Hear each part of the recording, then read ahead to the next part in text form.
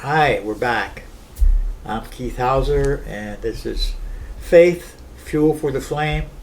It's a podcast where we discuss the concept of faith because I believe faith is your pathway to God. Do you have faith that there is a God? Do you have faith that the God you think is out there cares about you, loves you, helps you? Or are you one of those people who has no faith and in a lot of ways has no hope of eternal life? And I think in the end, that's really the big prize we're all striving for. You can have your Mercedes and you can have your big house on the hill, but in the end, what's it all about if you don't have a relationship with God? I'm trying to preach to you. I'm no preacher, but here we are again. And this is Father John Nosal. And why don't you give me your title, Father? Well, I'm an archpriest in the Antiochian Orthodox Christian Archdiocese of North America, headquartered in Englewood, New Jersey. Our chief shepherd is Metropolitan Joseph, and our local bishop is Bishop Thomas. And just to answer a question that Keith had asked earlier, are we like the Greek Orthodox? Well, when we get into conversations about the Orthodox Church and how we're organized, it can be very confusing, especially in the use of the word Greek, because let's say decades past, it would have been more commonly understood that Greek meant Eastern. Yes. Okay. As opposed to the Greek ethnic kind of connection. Right. So, we're Greek Orthodox, which means Eastern Orthodox. As opposed to the Western Orthodox, right, which would be Roman Catholic. Right. Roman Catholic. Right. That's wonderful. I mean, that's really interesting. I mean, there is a history to the church. It just isn't there. I mean, it had a way of coming into being. And well, if you're talking to someone who is Orthodox, that's not just a passing comment. Because for us, we would say that the church established on the day of Pentecost, in the book of Acts, as we read about it, is the Orthodox Church. Right. Now, it only gets the title Orthodox because there comes to be a conversation about what's true and what's not true. And so the ones who, let's say, won out in terms of all the councils that were held during the first 900 years of church history, they came to be called the Orthodox Party. So just as a descriptive term, not as a title. Right. So then, officially now, people see Orthodox. It's always in the capital O, but Right. It would have started out as just a desire to know what's true, what's real here. Right.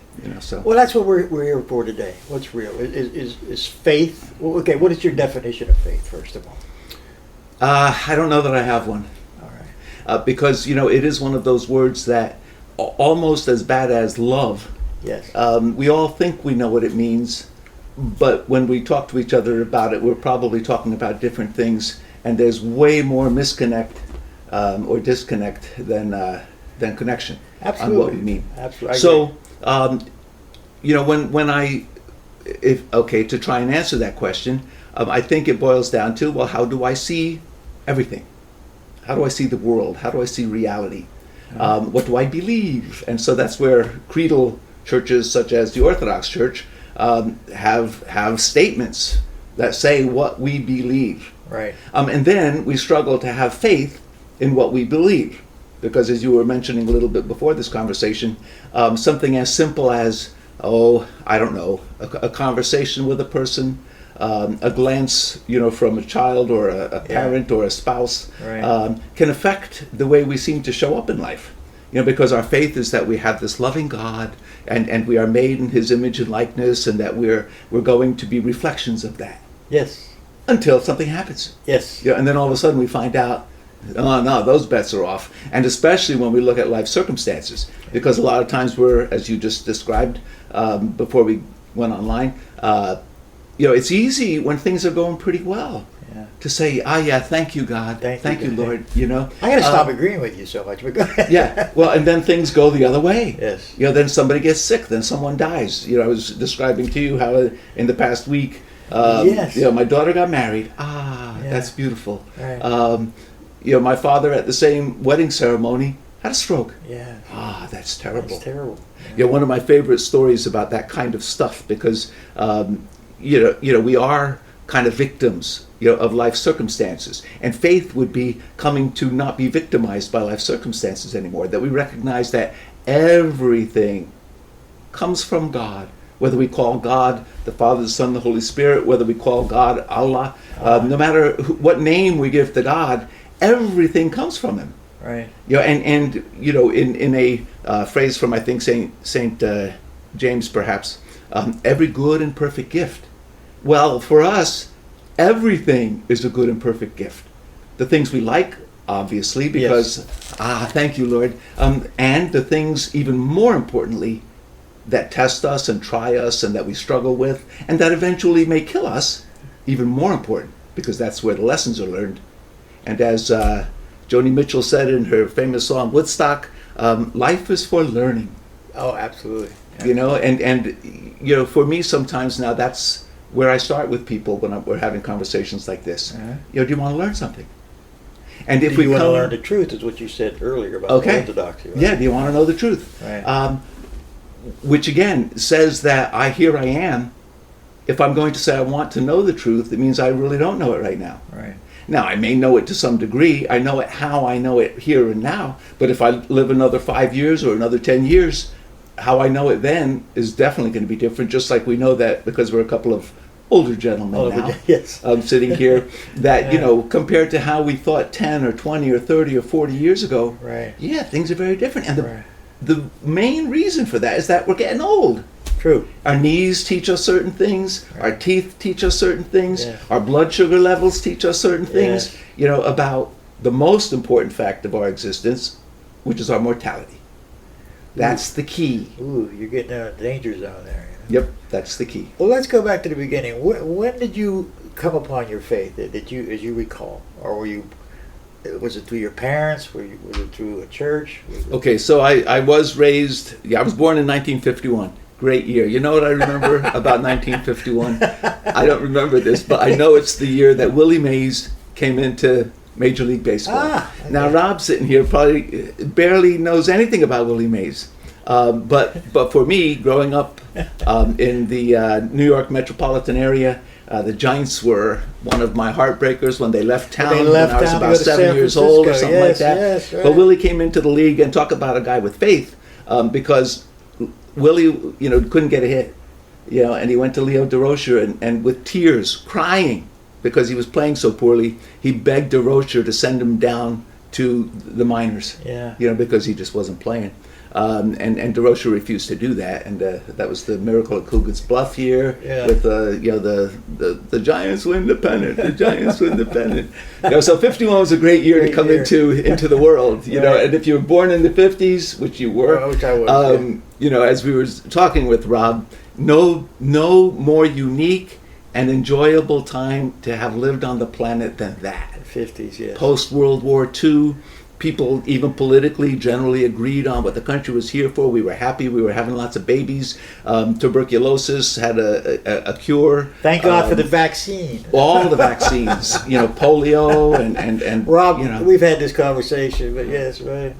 Yeah. But so I was born into a family that was part of the Orthodox Christian tradition. So I've been raised in the Orthodox Christian faith.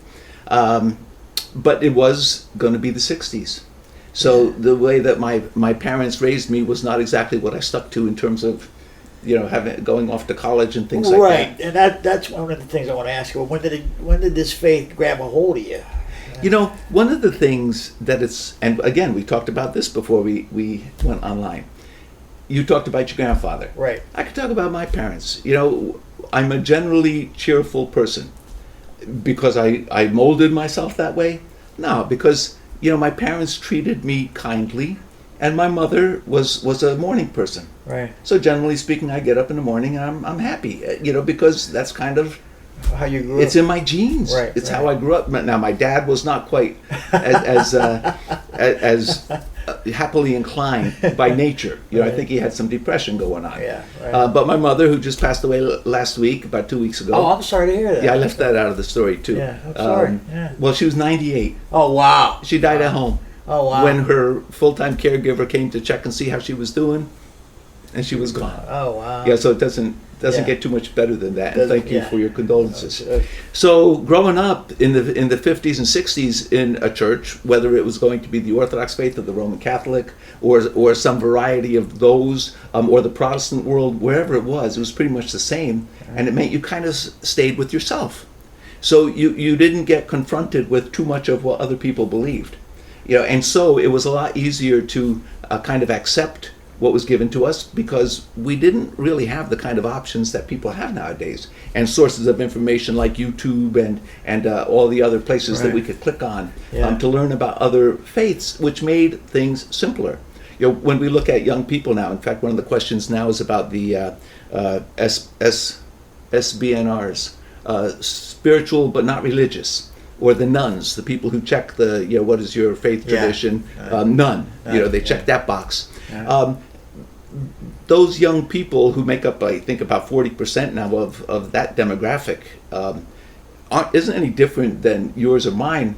It's just that if we expressed, some doubts or some wonder or some desire to do something different in our generation, there was a good chance that we would be, so to speak, and maybe even in some cases literally, taken to the woodshed. Take it to, yes. Yes, right, yeah. Yeah. So, it's not as though people are different now. It's just that what we are bombarded with, which is, access to every kind of believing, which is where faith, becomes so important, because the question of what do I believe? Right. I mean, we live in times now where we've given consent and even almost the demand that each person be allowed to make up whatever they want, Yeah. and to demand that be honored and respected. Honored and When yeah, everything and is don't not you dare ask honorable me, and respectable. Don't challenge me. Yeah. Yes, right. So, college, I did what people in the 60s were doing in college, and it wasn't all that pretty, but it was a blast. It was a blast. And then I moved to Southern California, Wow. lived out there for about 10 years, having gotten there originally in the Marine Corps. Then on the West Coast, in the land of fruits and nuts, I was exposed to some, California being, on the cutting edge of, Yes, of, yes, of right. social change and Yeah, things like mysticism that. and all those Yeah, things, all that kind of thing. I did some work with a group called EST, which was basically the presentation of Asian spirituality to America in a more palatable form to Western culture. Oh, okay. So it was one of those kinds of groups, Yeah. and it's still one of the most impactful. I mean, it really had everything to do with how I ended up going to the Orthodox Christian Seminary. Okay. Because it kind of gave me a broader basis from which to kind of approach these things. Okay. Which is never a bad thing. Expanding our Yeah, I awareness. think people think that I'm a Christian. I'm going to go through my life this way, Right. but it just closes you off from widening that idea of what Christianity is. It gives you a narrow view, a scope, and I agree with you. You need to experience a lot more than just getting up, going to church, getting up, going to church. See something else, hear something else, Mhm. compare your belief to others. Right, which again, as I just touched on a little, when we were growing up, that wasn't really necessary, No. and it wasn't expected, and it wasn't seen as valuable. It was seen as dangerous. Yes. Yeah. So the idea of at the same time, having an open mind, still not so open that our brains fall out, but open. Yeah, that we're right. curious. Yeah, curious. That we're willing to look at things Curious. and wonder at things and discover things and to Yeah. grow and learn. Right. Curious. So went to college, went to the Marine Corps, went to the West Coast, got married, moved back to the East Coast, went to the seminary, learned something there because we were living with my parents, which for my background was okay, and it saved money. It was a tough time for my wife. For your wife. Yeah, so we were in my folks' house for 3 years because it was close to the seminary. Well, let me interrupt you for a minute, because that's a very heady and significant decision to go to seminary, especially since you were already married. Did you have any kids? Did we have one yet? No. Okay. So what made you decide to go to seminary instead of going out in the world and trying to make that big buck? Well, one of the things that I had discovered in the EST experience, I did a lot of volunteering with their programs and things like that, was that it's all about service. Ah, Now, again, one would think that ought to have been perhaps a little more obvious, from my Christian upbringing, uh-huh. but it wasn't, Uh-huh. and so that perspective on why we're here, that we're here to serve each other, Right. kind of stuck for me, and already way back then in that would have been the early 80s, having this sense that, okay, I wanted to serve. How? So I went back to school for psychology. I figured maybe I'd be a counselor. Right. And I had the longer term, like 2 or 3 years down the road. I'll wait and see if this is a good idea. Actually, what had happened was it was Thanksgiving weekend of, I don't know, 1980 or something like that, that I went to the DMV and encountered some Hare Krishnas. Ah, And they offered me their literature, and the magazine had on the another cover of 60s it, things. Yeah. had on the cover of it this beautiful young starlet. Starlet means star. Back in those days, you added ets to it, and it meant something a little different. Well, yeah. So Not to be sexist. and Not to be this young woman was an actress in Hollywood, Right. and she was also a Hare Krishna, which is basically a Hindu sect. Yeah. Okay. And she was practicing celibacy, and she was a vegetarian. And it kind of struck me, that so here's this young lady who wants to be a movie star, and she's practicing celibacy and living a lifestyle that is free of drugs and alcohol and all this kind of stuff. Which wasn't our view of Hollywood at all. No, that's where it kind of struck my mind that I'd like to do something like that. All right. Now again, it was perfectly within kind of my background and upbringing, so it wasn't a huge surprise. I mean, from the time I was born, we went to church a lot. Oh, okay. My older sister still struggles with some of that kind of stuff, but for me, because again, growing up a guy back then, it really was a man's world. Life was easier. Having an older sister, it was tough to be the old sister in the family back then. It was 'cause you were like a second mother. You were busy with the kids. Yeah. Yeah. Right. So, so service, and so when I had the feeling that I was being called to ministry, I kind of put it on the burner for about 3 years because, again, I'd had other good ideas that didn't pan out. Right. Right. And, here we are a good number of decades later. So your faith was kind of nurtured from the time you were a child. Well, see, this is where, when you ask me what it is, Yes. I can't talk about it. Right. Because nobody ever really talked about, like you get it or you have to acquire it or any of those kinds of things. It was just kind of there. There. Now, some of that, even, amateur psychology. Uh-huh. Okay, so where does faith come from? Well, as I told my oldest daughter when she was going off to college, it was a very simple little thing. We had about a 1-minute conversation where I apologized to her for any times that I might have, told her that I was busy and I couldn't help her with her homework and that kind of stuff. I said, I have not been a perfect father, Right. But remember 2 things. You only have 2 parents, and we never beat you.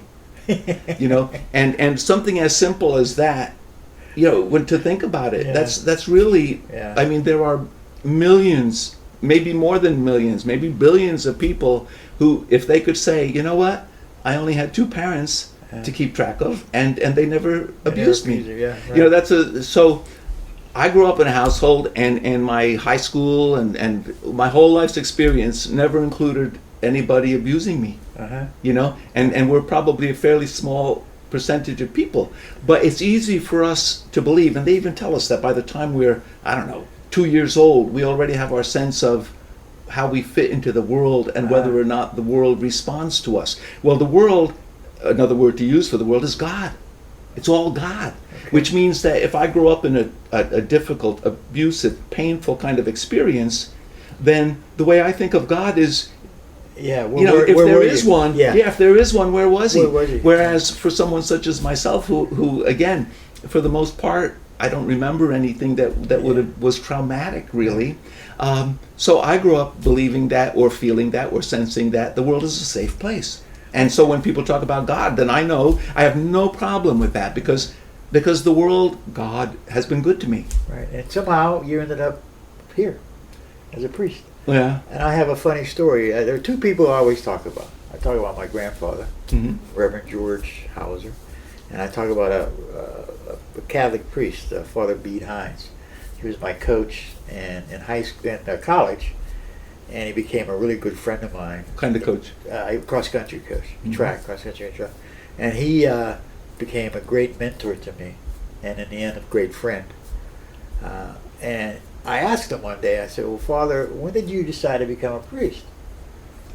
And he thought about it for a minute because he was really dedicated. And he said, "Well, I was about 9." And I said, "Is that when your faith kicked in?" He goes, "Oh, no." He goes, I was only 9 months old."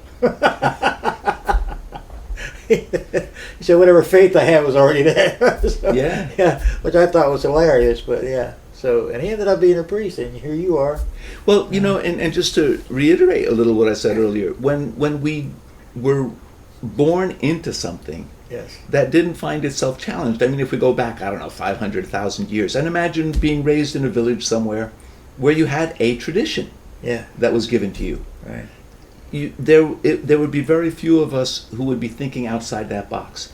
And the box would probably serve us very well, which is how these traditions came to be as strong and as dominant in the best sense of the word as they were. When we look at something like Western civilization, it was, in a certain sense, not a bad thing for the development of the Western world that we thought the same way, that we believed certain things the same. Yeah, we were headed in the same direction. Yeah, it made things a little simpler, or a little more peaceful, as as tragic as the lack of peacefulness really was there too, because we got to admit that it's the same religion or same religious approach to things that had us led to a lot of wars, killing thousands of us. So millions. When you think about faith, do you believe, as I do, that it's an individual thing, or do you believe that it's a church thing, or a group thing, or it's a Well, I would have to start with it's not a thing at all. I don't know that we know what it is, and that's where, when I started out by almost refusing to engage at that level, because it's not a thing. I mean, one of the things we would say about it is that it's a gift, right? Oh, absolutely. Yeah. So we would make the claim that no, we don't earn it, we don't deserve it. It's kind of like grace, I guess. Well, yeah. Right. So how do we explain something like that? And that's where, to a degree, the West has had its particular kinds of problems that the East didn't experience. If you look at, to oversimplify, I'm sure, and to my more advanced and more knowledgeable theological people, historically speaking, this is probably a kind of a very poor description. However, if we look at what happens for Western Christianity, that basically St. Augustine is the source of the meat of Western Christianity. So when we have that split between the East and the West, the East is on her own. When we look at history, the East, which we could say centered in Istanbul, which was Constantinople when it was Christian, and the West, Rome, are very far apart from each other. And they each had their own problems, they each had their own conflicts. They were not all that concerned with what was going on in the other end of the empire. Right. They were trying to survive. Yeah. So in the East, there was a whole different kind of understanding. Well, in the West, once you had the papacy, once you had the Pope, and the Pope was very often civilization itself. So one man got to be guiding the course of Western civilization. Ooh. Sometimes he was not only the religious head, but the secular head. Right. He would ride a horse. He would go to battle. He would, things like that were happening. He would raise an army. Which also meant that he didn't have anyone that was able to keep him in check. There were no checks and balances for the Pope. Right. Whereas the church that he was part of up until the official, let's say, schism in 1054, up until then, the view of the church was that it was a council. So in the Eastern section of the church where Alexandria, Jerusalem, Antioch, Constantinople, the ancient patriarchates, they understood that. Right. Now, that it may have caused different kinds of conflicts, but they understood that no, there is no one human being, no one person who is the head of the church. Jesus Christ is the head of the church. Yes. Okay. So in the West, some things started to happen where if you had a good pope, things were wonderful. If you had a pope who's questionable or doing things that simply should not have been done, Yeah. but nobody to call him on it, well, then things start going bad. And that's where Luther comes in. Because Luther's intention was to reform some things that he couldn't believe were sourced in Rome. And he came to find out that they were sourced in Rome. Right. And that's where, the Lutherans come the from. theses on the door right, and at the cathedral, Right. where that began. And that was the first, or that was the second rebellion. We would say that the split between East and West, so the Pope was the first Right. rebel, Right. and he set the pace for what was to come, which is now tens of thousands of denominations. Right.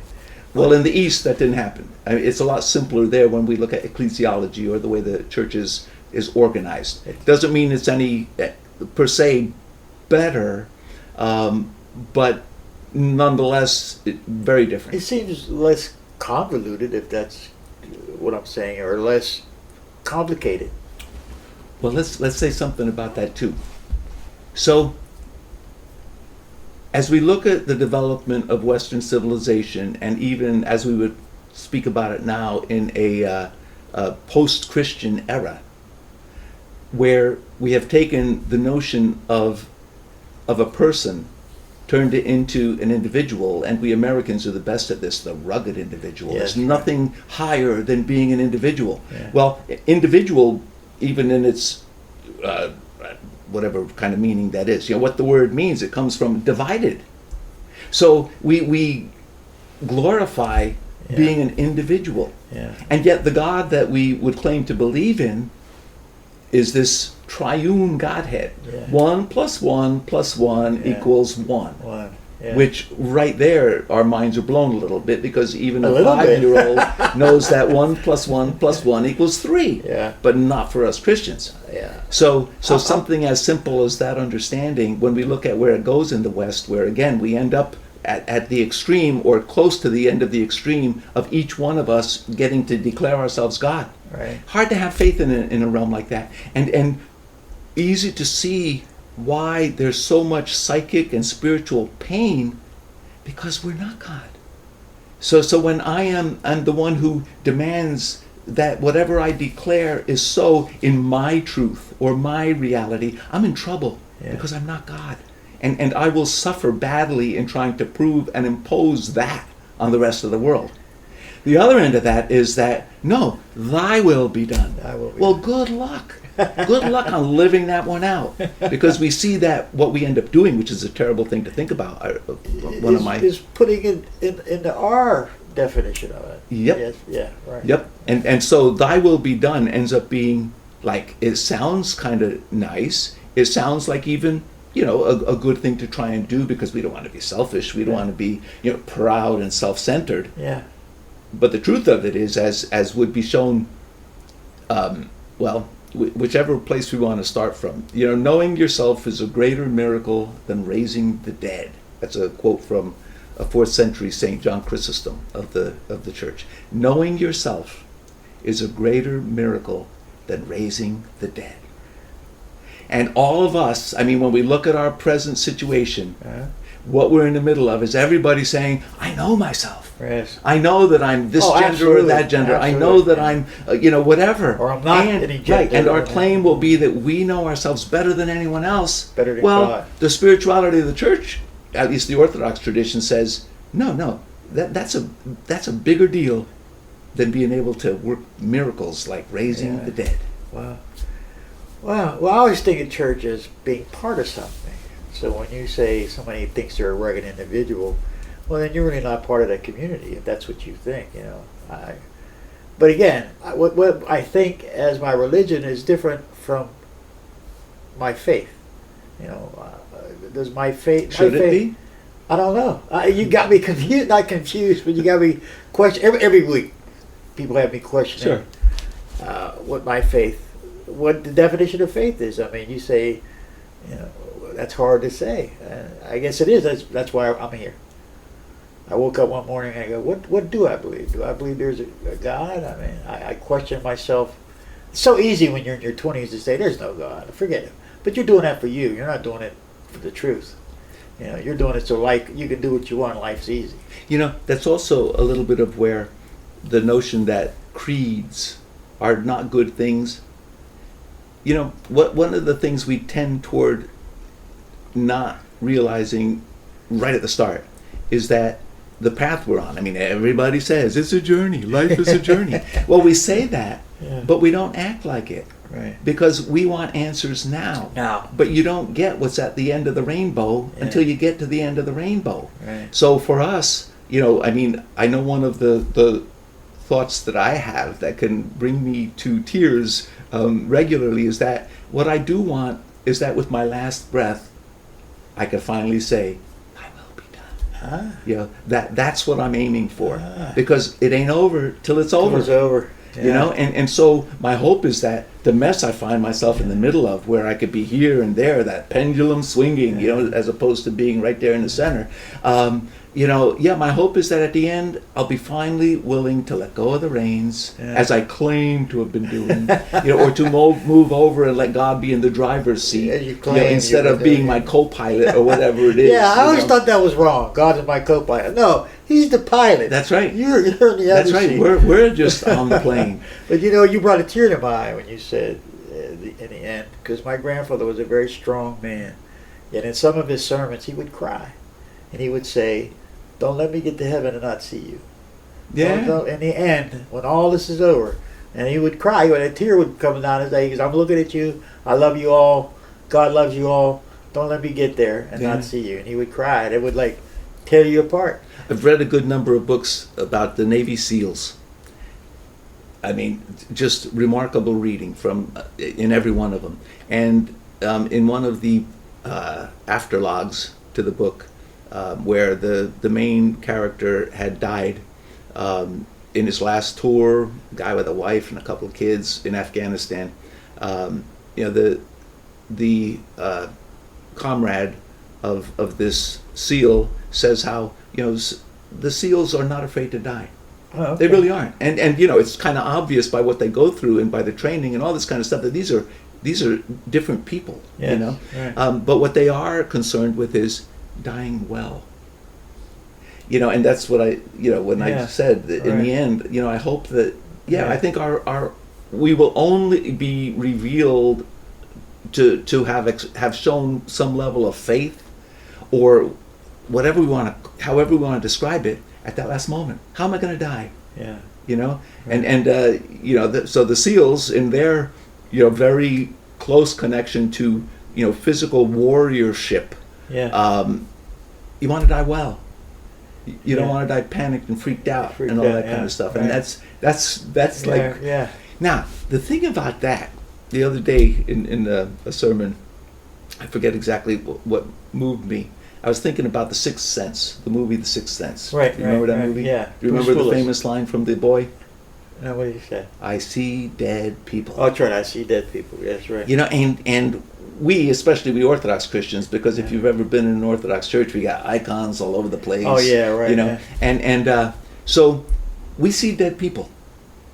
We see dead people all the time. We call them the church triumphant, which is those who have, as your grandfather, departed this life and are now in the kingdom. That's right. And then the church militant, the ones who are still struggling, the ones still at war, doing the spiritual warfare. Right. But what we sometimes forget is that, no, we are 1 + 1 = 1. Yeah. We're the same church.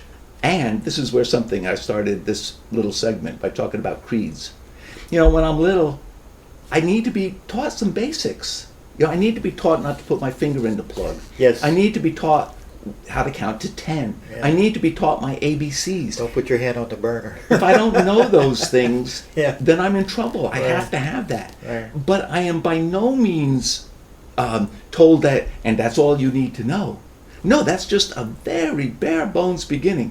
So sometimes with creedal traditions, the criticism can be that, well, it's not about creeds. Well, yeah, of course it's not about creeds. At least for us Christians, it's about Christ. It's about a person. Okay. But I start with something because people, as you were wondering a moment ago, what is my faith in? Well, the church gives me a place to start. I believe in one God, Right. the Father Almighty, Right. maker of heaven and earth, Right. and of all things visible and invisible. Yes. Now I have a place to start. Now I can say, okay, yeah, I get that. And that will also be the place where, at the end of my life, I would hope my understanding of that and my experience of that is unimaginably larger. That But- it's so big. But that also starts with the fact that there is a creed to be had because there is a God to believe in. Sure. Okay, and that's what I'm saying. The faith, is it like this or is it like that? Or, Well, see, this is also where the sad thing about the situation we find ourselves in now, where pretty much everybody's given carte blanche to figure it out yourself for you, yes. your truth. What a terrible burden. Yes. What a terrible burden. Because human beings from the beginning, all of recorded time, we've been working on this. And there are people who have discovered things that are way past anything. I mean, I drive my car here. yes. If I had to figure out how to make a car in my lifetime so that I could drive here today, zero chance. Zero. I'm not an engineer. People don't come into the world saying, I don't want to drive that car. I want to invent my own. Yeah.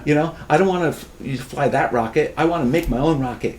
But in the realm of something like faith, which, yes, I know it's very different than the material world. Yet the same thing is true because, again, I can broaden, and that's why we're supposed to read broadly, read a lot of good stuff, because human beings have thought stuff and spent lifetimes building on what other human beings, because again, we could talk about our individual lives, Yeah. the time I'm born, 1951, until God willing, Yeah. 2051.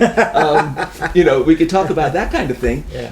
But there's also part of it that realizes that that's the nature of the human race itself. We stand It on was the born, shoulders, yes, right. and Yeah. there will be a day when, whether it's when the sun burns out or whether it's when the second coming of Christ occurs, however we want to see it, it won't go on like this into perpetuity. Yeah, The right. planet will not be here into Yeah. perpetuity. Right. Again, the sun burns out and it's over.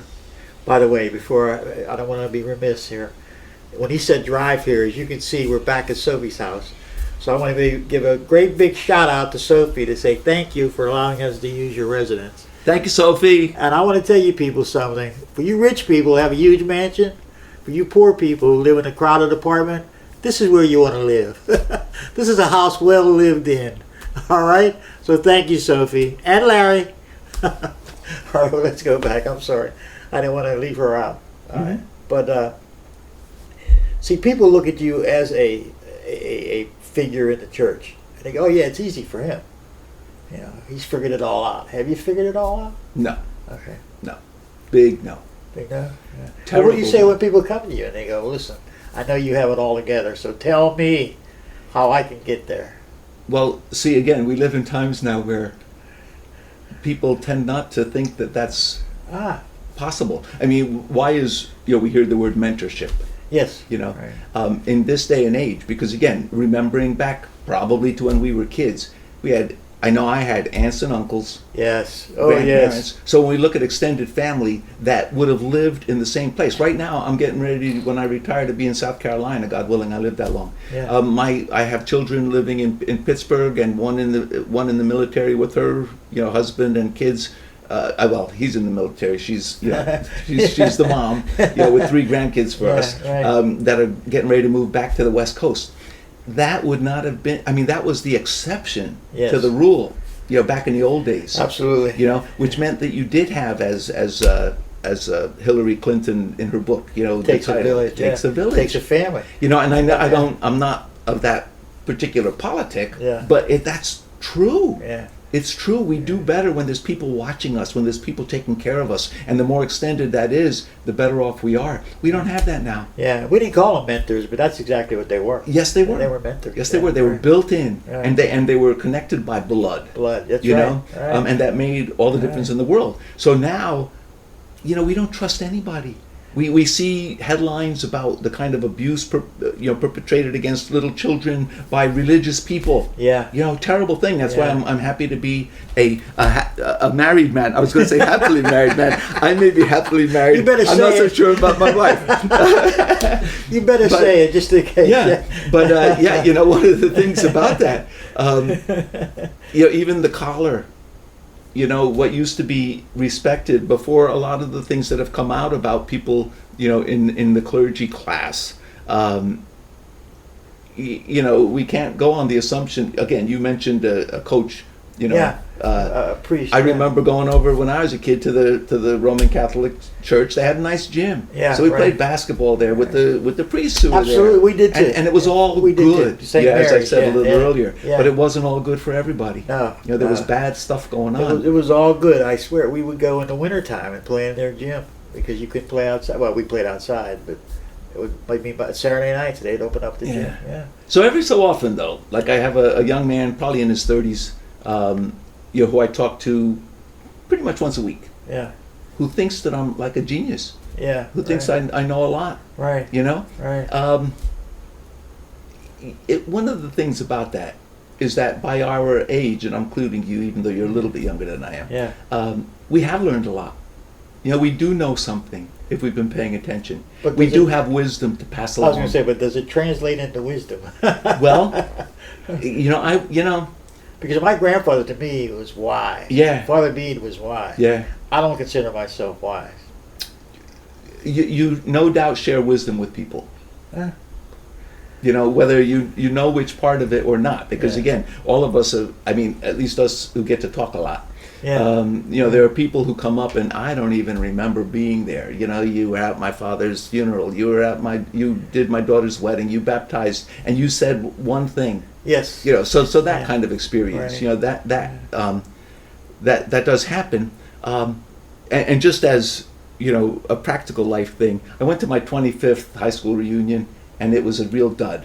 That was Really? like 25 years ago. Yeah. That was a dud because everybody's in their 40s and everybody's still striving and doing good and Yeah, trying to right. look good. Yeah. Then I went to my 40th anniversary, and I would just sit down with people that I didn't even remember. Yeah, But I right. knew they were in my class because they were at the gathering. There with you, yeah.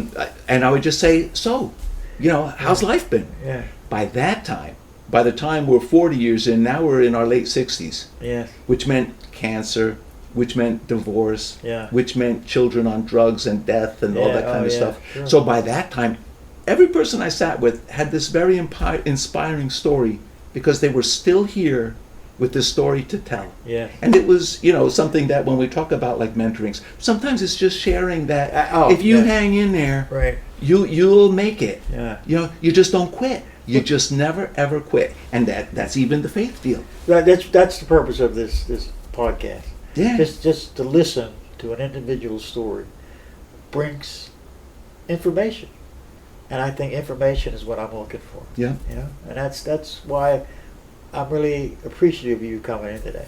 So Well, thank you. yeah, and to just kind of wrap that up for anyone who may be a little bit younger, listening to this.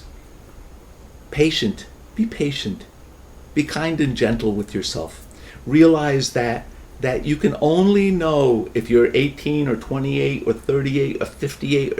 You can only know what a person of that age can know. You can't know. Again, as I was talking about the seals, we don't know how we're going to die. We don't know what it's going to look like then. We don't know what we'll know by then. But we do know that we have the gift of today. And we do know that if I can honor and respect today, that is faithful to my existence, to my being, to my life. Yes. Yeah, and that's all. That's all. And that's where, in the classic recovery, 12-step, one day at a time. What you said though reminds me of the story of the young man who, when he was 18, thought his dad was an idiot, and then when he's 28, he calls his dad up and says, "Dad, you're one of the brightest people I've ever known." Yeah. Because you get a little patient, you get a little more experience, you realize he was right. Took me till I was about 45 to realize that had I done everything my parents had told me, my life could have been a little simpler. I'm not sure about better, but it would have been a lot simpler. Well, we're going to wrap it up here. And I really appreciate Father Nosal for coming in. And congratulations on your daughter's marriage. Yeah, thank you. And I'm sorry again about your mother's passing. I haven't seen you for a while, so it's Yeah, good to catch up with you. Keith, And it's been a blast. It's been a blast. Yes, it has been. Thank you. Again, When you run out of people, call me back. Okay, I will. All right, and I want to thank our technical advisor, our cameraman, our sound man, our just the main guy, and that's Roberto Arona. And look him up. He's in town here. He runs a business, and as every businessman, he's looking for work. So thanks once again for listening to Flame. Fuel for the... No. Let me get it right. Let me tell you, it's called... what's it called, Roberta? Faith. Faith. Fuel for the Flame. There we go. I'll get it. He wrote it up. I all right. Also, a plug for St. Michael Greensburg online. Thank you, everybody. We'll see you again soon.